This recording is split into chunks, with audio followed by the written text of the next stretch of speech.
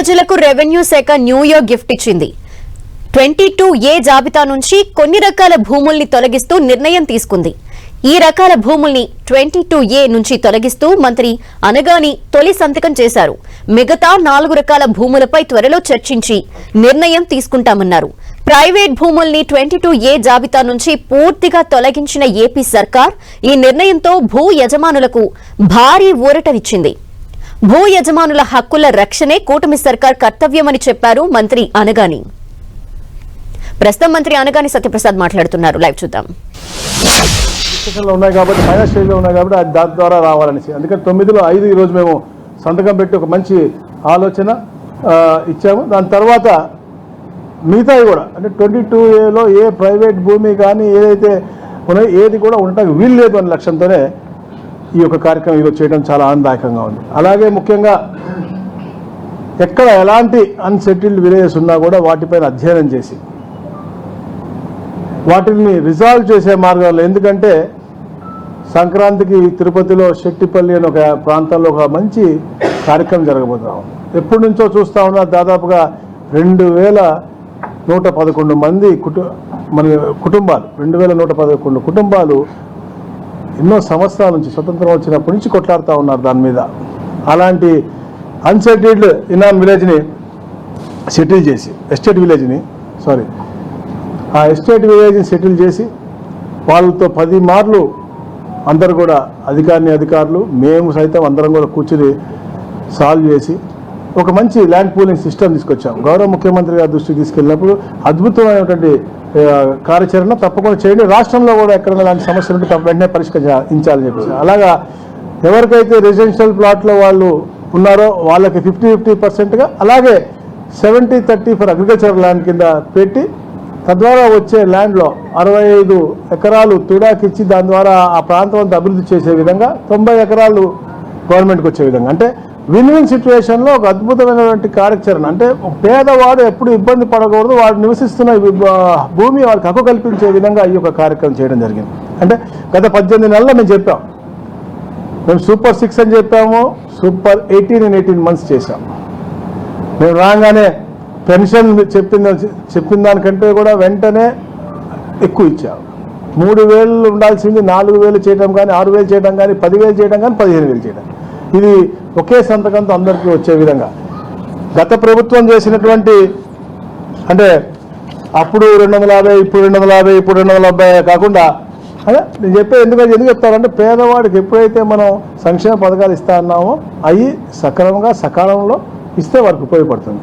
స్త్రీ శక్తి అని పెట్టి చెప్పాం, ఎన్నో కార్యక్రమాలు చేసాం. దీపం 2 అవ్వచ్చు, అలాగే మౌజం ఇమాములకు గతంలో ఇచ్చేవాళ్ళం కూడా పాస్టర్లకు, అయ్యవార్లకు అందరికి కూడా ఇవ్వడం జరుగుతూ ఉంది. అలాగే ముఖ్యంగా మత్స్యకార భరోసా అవ్వచ్చు, చేనేతలకు అవ్వచ్చు, అలాగే జూనియర్ లాయర్లకు అవ్వచ్చు, ఇవన్నీ కూడా ఎన్నో కార్యక్రమాలు చేస్తాం. మరి ముఖ్యంగా ఏదైతే తల్లికి వందనం ఉందో, ఎంతమంది పిల్లలు ఉంటే అంతమందికి ఇచ్చే విధంగా, ఒక కుటుంబంలో 5 ఉన్నా కూడా వారికి కూడా 65,000 రూపాయలు వచ్చే విధంగా ఈ కార్యక్రమం, అంటే చరిత్రలో ఎప్పుడు ఊహించలేదు. అందరూ కూడా ఎంతమంది పిల్లలు ఉంటే అంతమందికి ఇస్తారన్నారు, కానీ తప్పకుండా ఇవ్వాలి అని చెప్పే లక్ష్యంతో ఆ కార్యక్రమం చేసాం. మెగా డిఎస్సి అదొక చరిత్ర, ఎప్పుడు ఎవరు అలా చేయని విధంగా ఇచ్చిన మాట ప్రకారం గౌరవ లోకేష్ గారు ఆ కార్యక్రమం చేయటమే కాదు, వారి కుటుంబాలందరినీ కూడా పిలిచి వాళ్ళతో మాట్లాడి వాళ్ళతో ఇంటరాక్ట్ అయ్యి వాళ్ళకు ఉన్నటువంటి ఇష్యూస్ అన్ని కూడా మాట్లాడి చేసినటువంటి గొప్ప కార్యక్రమం అది. అలాగే మొన్న కానిస్టేబుల్స్ కూడా మీరు చూశారు,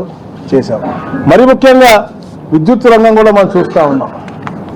ఎన్నో సంస్కరణలు తీసుకొచ్చిన ప్రభుత్వం, అంటే గతంలో కూడా రిఫార్మ్స్ మేము చేశాం, ఇప్పుడు కూడా రిఫార్మ్స్ చేస్తూ ఉన్నాం. పేదవాడికి ఎప్పుడు కూడా భారం కాకూడదని తప్పంతోనే ఈ ప్రభుత్వం పనిచేస్తూ ఉంది.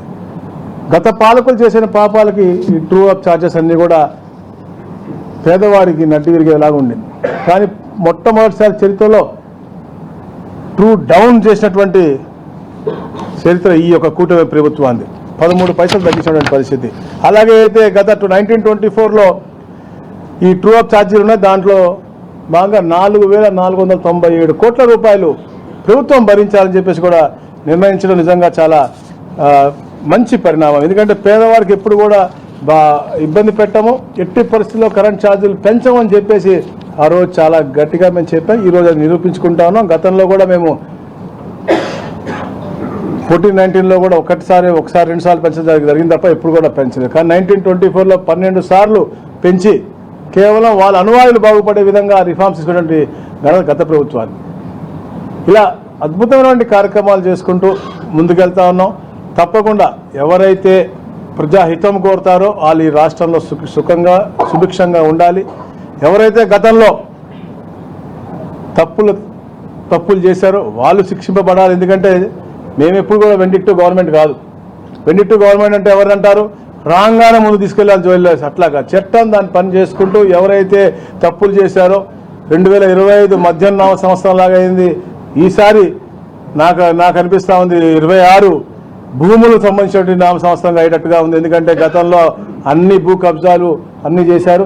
ఈరోజు దీంతో పాటే 22A రిమూవల్తో పాటే ఏదైతే నూతనంగా తప్పుడు రిజిస్ట్రేషన్ జరిగినాయో అవి కూడా లా కంకరెన్స్ తెప్పించుకుని దాని కూడా రూల్స్ అన్నీ కూడా ఫ్రేమ్ చేసి తప్పుడు రిజిస్ట్రేషన్ చేసే అన్నీ కూడా క్యాన్సిల్ చేసే హక్కులు కూడా మేము అధికారులకు ఇస్తూ ఉన్నాం.